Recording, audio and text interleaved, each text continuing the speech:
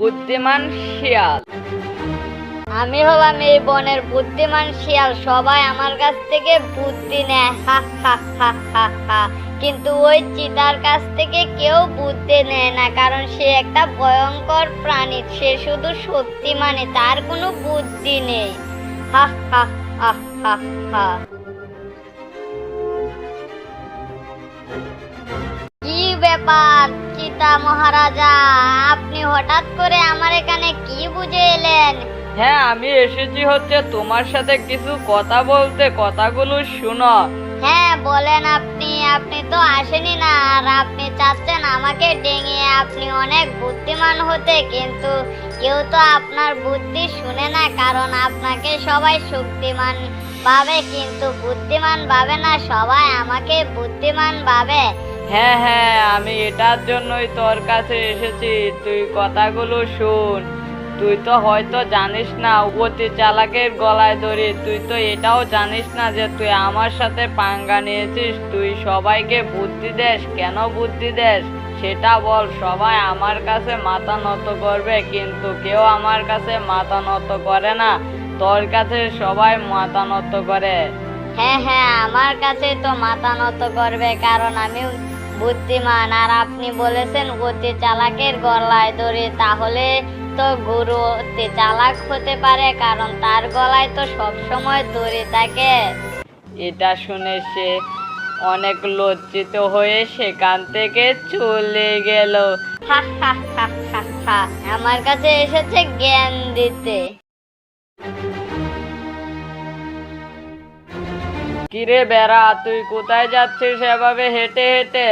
হ্যাঁ, আমি যাচ্ছি হচ্ছে ওই শিয়ালের কাছে, কারণ আমি চাচ্ছি একটা বিজনেস করব, সেজন্য তার কাছ থেকে কিছু আইডিয়া নিয়ে আসতে। হ্যাঁ হ্যাঁ, তোকে আমি আইডিয়া দিচ্ছি, সেটা শুন, সেটা শুনলে তোর লাভ হবে। না না, আমি আপনার আইডিয়া শুনবো কেন? আপনি তো বুদ্ধিমান নন, আপনাকেই তো ওই শিয়ালে আইডিয়া দিতে হয়।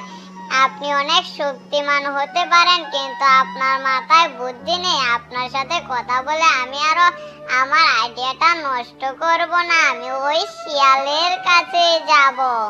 এটা বলে সেখান থেকে চলে গেল। হাই, ওই শিয়াল তো বেশিও করতেছে, কেউ আমাকে দাম দিচ্ছে না, এর একটা বিহিত করতেই হবে আমাকে।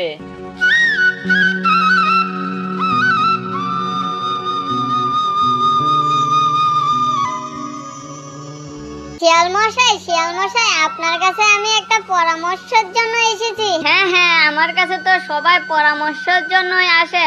কি পরামর্শ সেটা আমাকে বলো। হ্যাঁ বলতেছি হচ্ছে, আমি একটা বিজনেস করব, এখন আমাকে কিছু আইডিয়া দাও, কিসের বিজনেস করলে ভালো হবে?